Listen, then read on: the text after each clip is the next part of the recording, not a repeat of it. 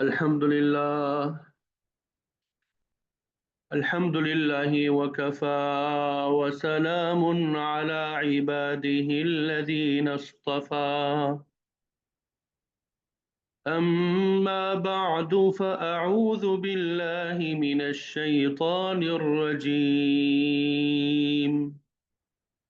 بسم الله الرحمن الرحيم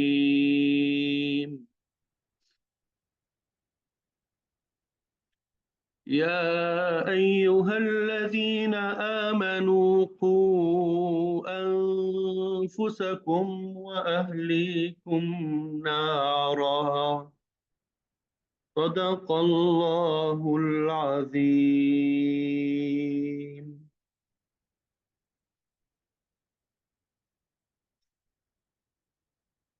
الحمدللہ اللہ رب العزت نے بڑا کرم کا معاملہ فرمایا، احسان کا معاملہ فرمایا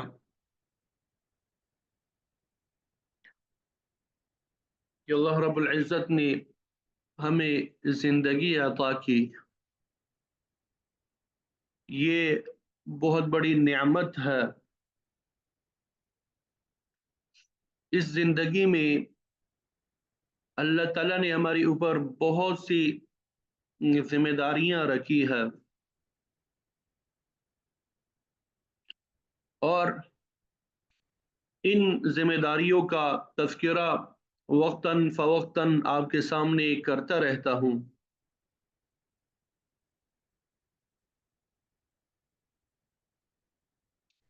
اللہ تعالیٰ نے ہم میں سے ہر ایک پر ایک اور ذمہ داری رکھی ہے. یہ اتنی ذمہ داریاں ہیں، آپ سب حضرات اور خواتین ذہن میں رکھیے گا کہ یہ ایک بہت ہی مشکل پیچیدہ سوال کا جواب بھی ہے جو آپ کے سامنے عرض کرتا رہتا ہوں، اور وہ بھی صرف قرآن اور سنت کی روشنی میں. اور وہ سوال آج گھر کے اندر ہر انسان کی زبان پر ہے، دفتر کے اندر ہر انسان کی زبان پر ہے، بازاروں میں ہر ایک انسان کی زبان پر ہے. ہم کیا کریں؟ اتنا سا سوال ہے. ماں کہہ رہی ہے گھر کے حالات کو دیکھ کر میں کیا کروں؟ باپ کہہ رہا ہے میں کیا کروں؟ ایک آفیسر بیٹھا ہے وہ کہہ رہا ہے میں کیا کروں؟ یعنی میں کیا کروں اس ماحول کے اندر؟ ایک ماتحت ہے وہ کہہ رہا ہے میں کیا کروں؟ سارے میرے ساتھی ہیں، میرا آفیسر ایسا ہے، میرے ساتھی ایسے ہیں، میرا ماحول ہی ایسا ہے، میں کیا کروں؟ یعنی مجھے کیا کرنا چاہیے اللہ کے حکم کے مطابق؟ یہ ایک ایسا سوال ہے جس کا جواب ہر ملاقات میں آپ کو ایک پیغام کے ساتھ قرآن اور سنت کی روشنی میں پہنچانا مقصود ہے. ابھی جو آپ کے سامنے قرآن مجید کی آیت تلاوت کی ہے، اللہ تعالیٰ نے اس میں فرمایا یا ایھا الذین آمنوا قوا انفسکم. یا ایھا الذین آمنوا، اے ایمان والو. قو یہ امر کا صیغہ ہے، یہ حکم ہے، یہ فرض ہے، یہ ہم میں سے ہر ایک کی ذمہ داری ہے کہ تم اپنے آپ کو، اپنے اہل و عیال کو، آپ کے ساتھ جو زندگی میں شریک افراد ہے ان کو جہنم کی آگ سے بچاؤ. تم اپنے آپ کو، اپنے اہل و عیال کو، اور آپ کے ساتھ زندگی میں جو شریک افراد ہے ان کو جہنم کی آگ سے بچاؤ. سوال یہ ہے کہ کیسے بچانا ہے؟ آج کی نشست میں صرف اتنا عرض کرنا مقصود ہے. اس حکم پر عمل کرنے کے لیے اس ذمہ داری کو پورا کرنے کے لیے ہم کیا کریں، اور انشاءاللہ ایسی چیزیں عرض کرنا مقصود ہے کہ جو قابل عمل ہو، اوپر سے نہ گزر جائے، سننے والا بندہ یہ نہ کہہ سکے کہ میں نہیں کر سکتا، یہ میں نہیں کر سکتا۔ جی نہیں، اللہ تعالیٰ نے جو ذمہ داریاں دی ہے وہ خالق ہے، اسے پتہ ہے کہ یہ بندہ کر سکتا ہے۔ کوئی حکم قرآن مجید میں ایسا نہیں ہے کہ جو بندہ یہ کہہ سکے کہ میں نہیں کر سکتا، وہ خالق ہے۔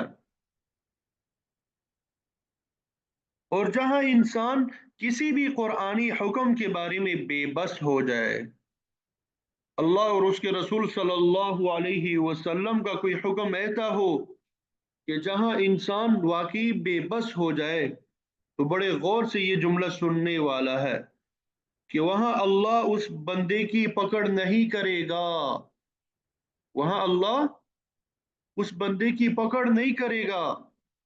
اور اس کے لیے دلیل سورہ بقرہ کی آخری رکوع کی وہ آیت ہے، لا یکلف اللہ نفسا الا وسعها، کہ اللہ تعالیٰ بندے کو پابند نہیں کرتا مگر اس کی طاقت کے مطابق۔ اللہ تعالیٰ کسی بندے کو اس کی طاقت کے بغیر پابند نہیں کرتا، جتنی طاقت ہے اتنا ہی پابند کرتا ہے۔ جہاں انسان کی طاقت بے بس ہو جاتی ہے وہاں اللہ پکڑ نہیں کرتا، وہ اللہ جانتا ہے یہ بے بس ہے یا نہیں۔ یہ ہمارے ہاں جو ہر چھوٹی چھوٹی بات پہ کہا جاتا ہے کہ میں بے بس ہوں، نماز ہی نہیں پڑھ سکتا، ٹائم ہی نہیں ملتا، بے بس ہوں، بہت مصروف ہو گیا ہوں۔ یہ بے بسی تو نہیں ہے، یہ تو بے بسی کا مذاق اڑانا ہے۔ نہیں، یہ بے بسی نہیں ہے، یہ بے بسی کا مذاق اڑانا ہے۔ میں بے بس ہوں، بہت مصروف ہوتا ہوں، نماز نہیں پڑھ سکتا،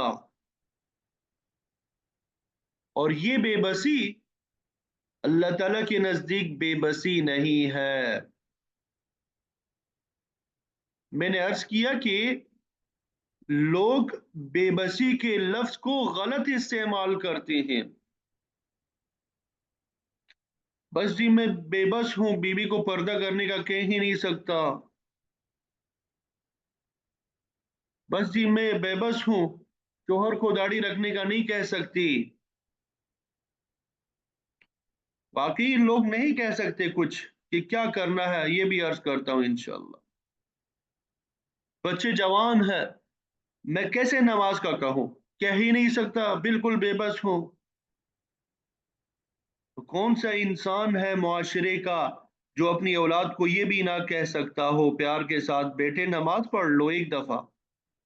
کیا یہ انسان اتنا بے بس ہے کہ پیار سے ایک مرتبہ اپنے جوان بچے کو اتنا بھی نہ کہہ سکے بیٹا نماز پڑھ لو؟ کون سا انسان بے بس ہے؟ یہ بے بسی اللہ کے نزدیک قابل قبول نہیں ہے۔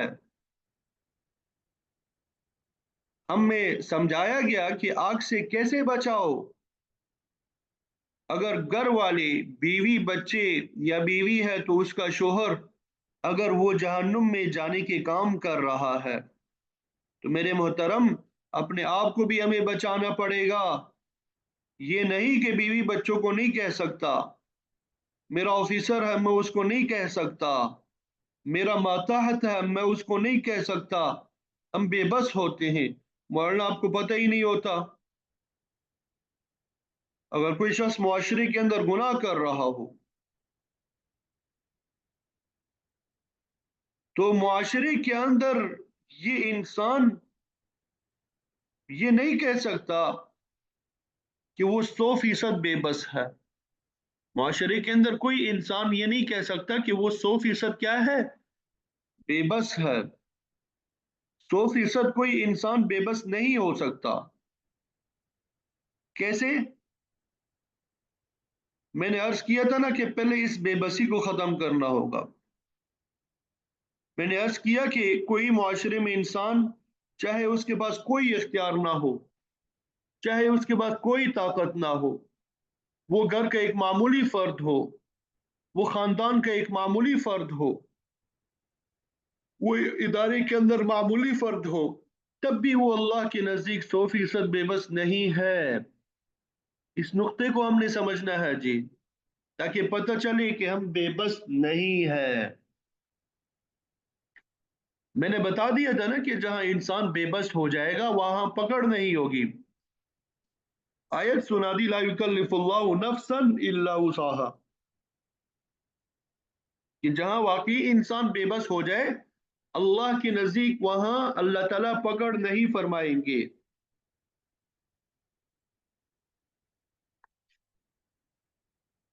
और मैंने ये भी अर्ज किया कि मुआशरे के अंदर कोई गया गुजरा इंसान भी बेबस नहीं है।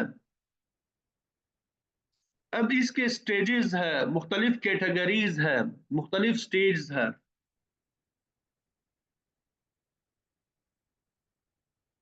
अभी आपके सामने आयत पड़ी थी,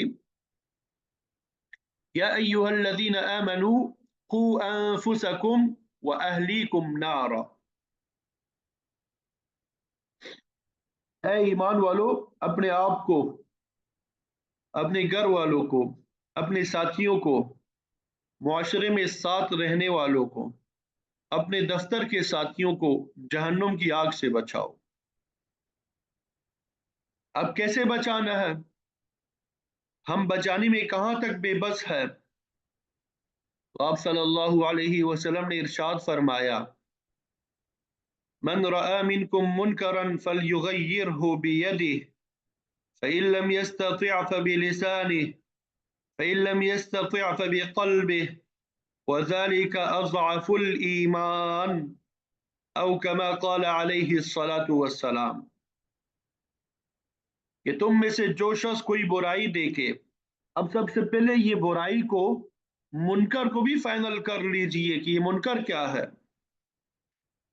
अल्लाह और उसके रसूल सल्लल्लाहु अलैहि वसल्लम की नाफरमानी को बुराई कहते हैं, मुनकर कहते हैं, इसको फाइनल कर लीजिए। इसलिए कि मुआशरे के अंदर लोग जो है बुराई को बुराई ही नहीं समझ रहे हैं, मुआशरे के अंदर बुराई को बुरा ही नहीं समझा जा रहा। ये इंसान जिस काम को बुरा समझे, मन रआ मिनकुम मुनकरा, तुम में से जो शख्स कोई बुराई देखे, बीवी के अंदर देखे, बच्चों के अंदर देख ले, साथियों के अंदर देखे, ऑफिसर के अंदर देखे, अपने बॉस के अंदर देखे, अपने बड़े के अंदर देखे, अगर कोई बुराई देखे, फल युगय्यिरहु बियदे, नंबर एक, पहला स्टेज, एक काम, नंबर एक काम है अपने जोरे बाजू से उस काम को रोक ले, अपनी ताकत से उसे रोक ले। फल युगय्यिरहु बियदे, अपनी जोरे बाजू से उस काम को रोक ले, अपनी ताकत से उसे रोक ले। जो अल्लाह ने उसे ताकत दी है, कलम की ताकत दी है, अमल की ताकत दी है, तो उसको रोके, लेकिन तरीके से, ढंग से, नबवी तरीके से। इसको समझना है, बहुत अहम पॉइंट है। इंसान का अमल, ये इंसान के लिए बेहतरीन जोरे बाजू है। इंसान का अमल जो है, ये इंसान के लिए बेहतरीन जोरे बाजू है। जोरे बाजू और ताकत ये नहीं कि मुक्का मारकर दांत बाहर निकाल ले, या किसी को जनाब 10 बंदों के सामने जलील कर दिया कि भाई ये गुनाह करता फिरता है। ये गलत तरीका है। न तो औलाद के साथ ऐसा करना चाहिए, न ही बीवी बच्चों के साथ ऐसा करना चाहिए, न किसी और के साथ। ये तो आग से बचाना नहीं है, ये आग से खेलना है। कि बीवी को भी 10 बंदों के सामने जलील कर दिया जाए, घर में जलील किया जाए, जवान बच्चों को भी जलील किया जाए, कि हमने जहन्नुम की आग से बचाना है। ये आप आग से नहीं बचा रहे, बल्कि आग लगा रहे हैं घर के अंदर, और वो घर जल जाएगा। नबवी तरीके से समझाना होगा। आज लोग बच्चों को नमाज पे लाना चाहते हैं, और औलाद नमाज से तो क्या, माँ बाप से भी दूर हो जाती है, सिर्फ इस वजह से کہ نبوی طریقہ اختیار نہیں کیا، صرف اس وجہ سے کہ نبوی طریقہ اختیار نہیں کیا۔ میرے حضرت کے پاس ایک نوجوان آیا اور عرض کیا کہ حضرت مسئلہ پوچھنا ہے اکیلے میں۔ سوال یہ تھا، میں ایک جگہ ملازمت کرنے کے لیے گیا،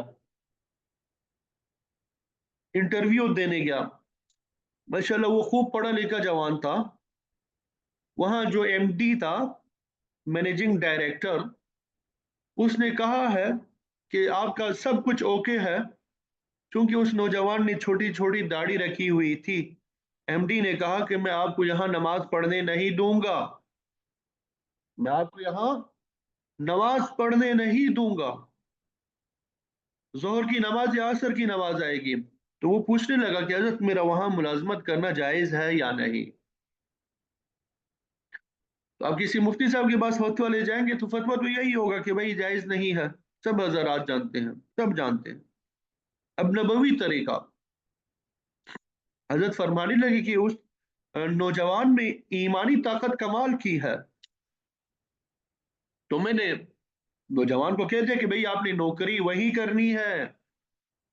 وہ کہنے لگا کہ حضرت نماز نہیں پڑھنے دے رہے۔ میں نے کہا صبر کرے، آپ کی ڈیوٹی کتنے بجے شروع ہوگی؟ کہنے لگا صبح 8 بجے سے شام 5 بجے تک۔ تو حضرت فرمانے لگے، میں نے اسے کہا آپ نے ایک کام کرنا ہے، آپ دفتر جو ہے وضو کر کے جائیں گے، اور ایک نارمل نوجوان بندہ جو ہے وہ تقریباً صبح جب وضو کر لے وہ شام تک اس کا رہ جاتا ہے، باقی رہتا ہے وضو۔ تو دفتر جانے سے پہلے وضو کر کے جائیں گے، اپنی دراز میں ٹوپی اور جائے نماز رکھے، اور جب نماز کا وقت ہو تو ٹیبل پہ جتنا کام ہے جو وہ منگواتا ہے وہ نمٹا دینا ہے، سارے کام جو آپ کی ذمہ ہے وہ نمٹا دینے ہیں، اور آپ نے وہی جائے نماز بچھانی ہے اور نماز پڑھنی ہے۔ وہ کہنے لگا حضرت میں نے وہ جگہ دیکھی ہے، وہاں تو شیشے لگے ہوئے ہیں، ایم ڈی دیکھ لے گا۔ میں نے کہا کہ فکر نہ کرے، اگر روکے تو فون کر کے بتا دینا، پھر دیکھ لیں گے۔ تو سارے کام نمٹا کے نماز پڑھنی شروع کر دی۔ اگلی مرتبہ ایک ہفتے بعد پھر وہ آیا حضرت کے پاس کہ حضرت مجھے ایم ڈی نے منع نہیں کیا۔ حضرت نے کہا پھر آپ نماز پڑھتے رہے اسی طریقے سے، میں یہی ہے کہ وضو کر کے جانا ہے، وضو کے لیے بھی اپنی سیٹ سے نہیں ہلنا، کوئی کام پینڈنگ نہ رہے، نماز کی وجہ سے کوئی کام ٹالنا نہیں ہے، کوئی آ جائے اس کو یہ نہیں کہنا کہ میں نے ابھی نماز پڑھنی ہے آپ جائیں، نہیں، پہلے آپ اس کا کام کیجئے، نماز کا کافی وقت ہوتا ہے۔ تو 3 جمعے گزر گئے، اس کے بعد وہ ہنستا ہوا ایک دن آیا کہ حضرت وہ ایم ٹی نے بھی دراز میں ٹوپی اور جائے نماز رکھ دی ہے، اس نے دیکھا کہ نماز اس طرح بھی پڑھی جاتی ہے۔ اور پھر چند دن گزرے کہ ایم ڈی نے میٹنگ بلائی، کہنے لگا کہ میں نے ایک کمرہ فارغ کیا، وہاں پہ کارپیٹ بچھا دیا ہے، آئندہ ظہر کی نماز سب اکٹھے پڑھ لیا کریں گے انشاءاللہ، اور یہ نوجوان جو ہے جماعت کرائے گا،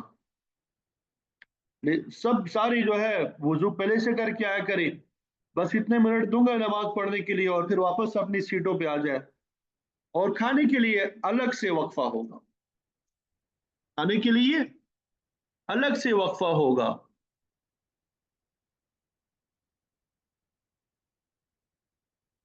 اب یہ بیچ میں ہے کیا بات؟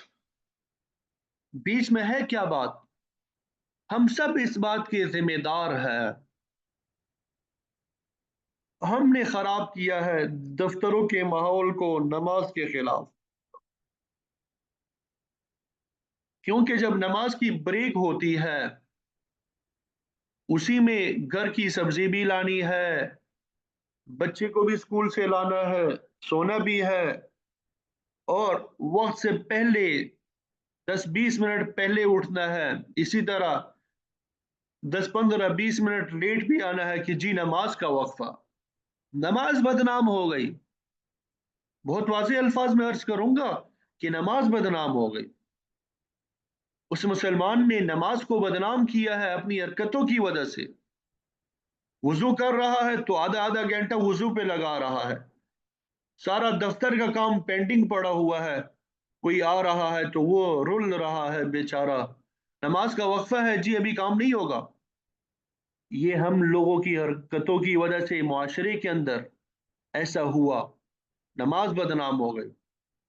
कोई अमल ऐसा नहीं है आप सल्लल्लाहु अलैहि वसल्लम का जिसकी वजह से दीन बदनाम होता हो। दीन बदनाम होता है हमारे अपने अमाल की वजह से। आज ये बाप मुसल्ले पे बैठ के नमाज पढ़ता हो, नफल और सुन्नती घर में पढ़ता हो पाबंदी के साथ, और पाबंदी के साथ फर्ज नमाज मस्जिद में पढ़ता हो, बीवी मुकम्मल मुसल्ले पे बैठ के नमाज पढ़ती हो, घर का माहौल ऐसा बना हुआ हो, बचपन से बच्चे ऐसा देख रहे हो, जवान होने के बाद आपको कहना नहीं पड़ेगा नमाज के लिए, माहौल है। मैंने अर्ज किया अमल की ताकत, जोरे बाजू में सबसे बेहतरीन जो है वो अमल की ताकत है। इस नौजवान ने क्या किया, अमल ही दिखाया ना, अमल ही दिखाया, तो ये अमल की ताकत है।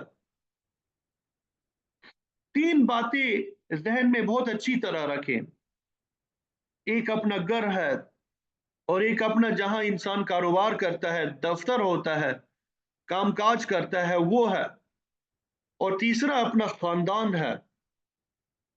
इन तीन के अंदर ये इंसान अपने अमल को पेश कर दे, इन तीन में अगर वो अपने अमल से साबित कर दे कि मैं दीन पर इस तरह अमल करने वाला हूं, ये इंशाअल्लाह अपने खानदान को जहन्नुम की आग से बचाने वाला हो जाएगा। ये अमल की ताकत है।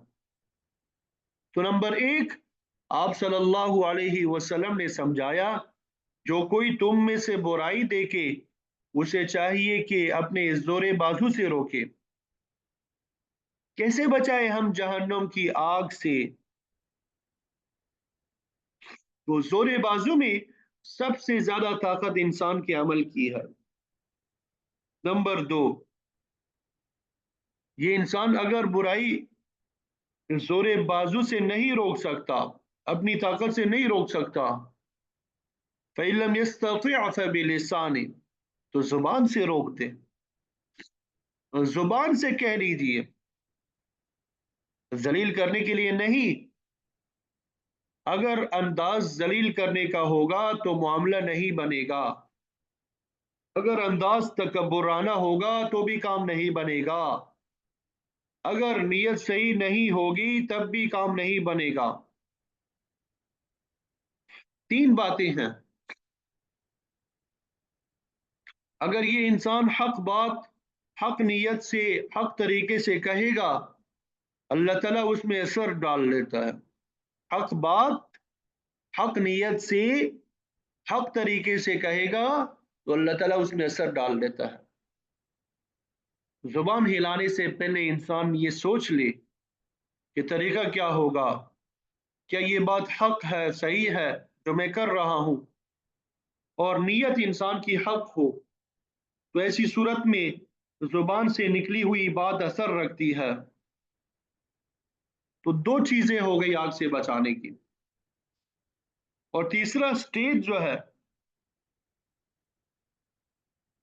नंबर एक जोरे बाजू से, नंबर दो जुबान से, और जुबान भी ऐसी ही इस्तेमाल करनी है, घर में भी, बीवी बच्चों के साथ भी।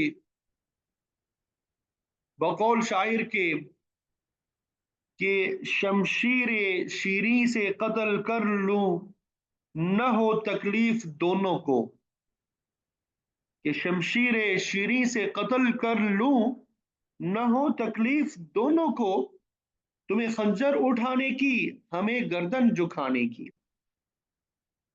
शमशीर शीरी मीठी जुबान, इस्लाह करनी है अपने बच्चों की, घर वालों की, दोस्तों की, तो मीठी जुबान से कर लीजिए।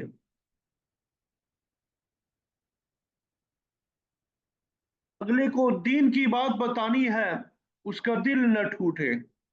आप उसको सीधे रास्ते पे लाना चाहें लेकिन उसका दिल न टूटे। अगर नमाज के लिए कहा जाए اور وہ نماز سے متنفر ہوا تو معلوم ہوا کہ طریقہ غلط تھا، نیت غلط تھی، ورنہ نماز سے کوئی دور نہیں جاتا، اچھی بات سے کوئی دور نہیں جاتا، نیک کام سے کوئی دور نہیں جاتا۔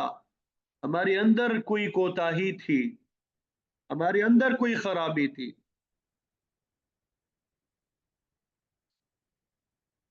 نمبر 3، آخری بات عرض کر کے حدیث مکمل کر رہا ہوں۔ پہلی بات تو یہ کہ جب کوئی برائی دیکھے تو زور بازو سے اسے روک لے، طاقت کے ذریعے سے روک لے، اور زور بازو میں سب سے بہترین عمل جو ہے، سب سے بہترین طاقت جو ہے وہ عمل کی ہے۔ دوسرے نمبر پہ زبان کے ذریعے سے روکے، اور زبان کے بارے میں بھی بتایا کہ وہ بھی نبوی طریقے کے مطابق استعمال کرنی ہے۔ اگر زور بازو سے نہیں روک سکتا، زبان سے نہیں روک سکتا، تو تیسرا سٹیج جو ہے، جو آغاز میں نے بات رکھی، اب اس پہ بھی توجہ رکھیے گا کہ کوئی انسان بے بس نہیں ہے اللہ کے نزدیک سوائے واقعی جو بے بس ہے۔ اب جو چیز بتانے لگا ہوں، آپ صلی اللہ علیہ وسلم نے فرمایا فَإِن لَمْ يَسْتَطِعْ فَبِقَلْبِهِ، کہ اگر یہ انسان اپنے بچوں کو، بیوی کو، اپنے دوستوں کو زور بازو سے بھی نہیں روک سکتا، زبان سے بھی نہیں روک سکتا، فَبِقَلْبِهِ، تو وہ دل سے اس گناہ کو، اس غلط بات کو گناہ سمجھے۔ آپ میں سے کوئی ایک بندہ بھی ایسا نہیں ہے، کوئی ایسی خاتون بھی نہیں ہے جو اٹھ جائے اور کہے کہ میں دل سے بھی برا نہیں سمجھ سکتا۔ کوئی بھی ایسا نہیں ہے جو کہے کہ میں بے بس ہوں، دل سے بھی بے بس، یا یہ انسان اتنا بے بس ہے۔ لیکن ہمارے معاشرے کا المیہ کیا ہے؟ آج گھروں میں ماں بیٹی ہے، باپ بیٹا ہے، گناہ کی چیزیں دیکھ رہے ہوتے ہیں گھروں میں، نہ باپ کے دل میں ہوتا ہے کہ میں گناہ دیکھ رہا ہوں، نہ ماں کے دل میں ہوتا ہے کہ میں گناہ دیکھ رہی ہوں، نہ بچوں کے دل میں ہوتا ہے کہ ہم گناہ دیکھ رہے ہیں۔ تو یہ والی بے بسی اللہ کے ہاں قبول نہیں ہے۔ گھر میں گناہ ہو رہا ہو، بچہ جھوٹ بول رہا ہو، بچہ خیانت کر رہا ہو، اولاد سود کھا رہی ہو، والد سود کھلا رہا ہے، اور بچہ اپنے ذہن میں یہ بھی نہ رکھے کہ ابا جی برا کام کر رہے ہیں۔ اولاد یہ ذہن میں تو رکھ سکتی ہے نا، بیوی یہ ذہن میں تو رکھ سکتی ہے نا کہ یہ برا کام ہے، اور یہ کم از کم درجہ ہے کہ انسان برائی کو برائی تو سمجھے۔ یہ کم از کم درجہ ہے کہ انسان کم از کم برائی کو تو برائی سمجھ لے، گناہ کو تو گناہ سمجھ لے۔ آپ صلی اللہ علیہ وسلم نے جب یہ فرمایا فَإِن لَمْ يَسْتَطِعْ فَبِقَلْبِهِ، اگر اس کی بھی طاقت نہ رکھتا ہو تو دل سے برا سمجھے۔ پھر آگے آپ صلی اللہ علیہ وسلم نے بڑا عجیب جملہ ارشاد فرمایا وَذَلِكَ أَضْعَفُ الْإِيمَانِ، اور یہ ایمان کی کمزور ترین شکل ہے۔ ایمان کی کمزور ترین شکل ہے کہ انسان برائی کو برا سمجھے، گناہ کو گناہ سمجھے۔ اس سے ثابت کیا ہوا کہ اگر انسان برائی کو برا نہ سمجھے تو اس بندے کے اندر ایمان ہی نہیں ہے، کمزور ترین ایمان بھی نہیں ہے۔ یہ ہے المیہ۔ اس کی وجہ سے آج معاشرے کے اندر ذمہ دار افراد اپنے گھر والوں کو، اپنے بچوں کو، اور معاشرے میں ساتھ رہنے والوں کو، خاندان والوں کو، آج یہ انسان جہنم کی آگ سے نہیں بچا سکتا، ان 3 سٹیجز پہ عمل نہ کرنے کی وجہ سے، ان 3 سٹیجز پہ عمل نہ کرنے کی وجہ سے۔ اللہ رب العزت ایک ایک بندہ اور ایک ایک بندی جو اس بات کو سنے، آج کے بعد یہ انسانی ذمہ داری کو پورا کرے कि गुनाह हो, कम अज कम गुनाह को गुनाह तो समझे, गलत काम हो रहा है तो उसको गलत तो समझे, तो जुबान से कह दे तो प्यार से कह दे, अपने जोरे बाजू को इस्तेमाल करके तो देखे एक दफा, लेकिन नबवी तरीके से।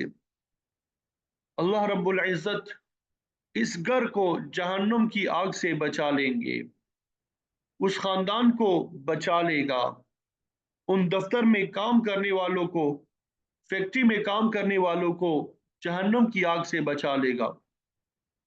ये अपने दफ्तर के माहौल को पाकीज़ा बनाना शुरू कर दे, नेक आमाल वाला बनाना शुरू कर दे, घर के माहौल को पाकीज़ा बनाना शुरू कर दे, नेक आमाल वाला बनाना शुरू कर दे, अल्लाह रब्बुल इज़्ज़त जहन्नुम की आग से बचा लेगा। अल्लाह ताला मुझे आपको इन बातों पे अमल करने की तौफीक अता फरमाए और इस जिम्मेदारी को सही तरीके से पूरा करने की तौफीक अता फरमाए। व आखिरु दावाना अनिल हम्दुलिल्लाहि रब्बिल आलमीन।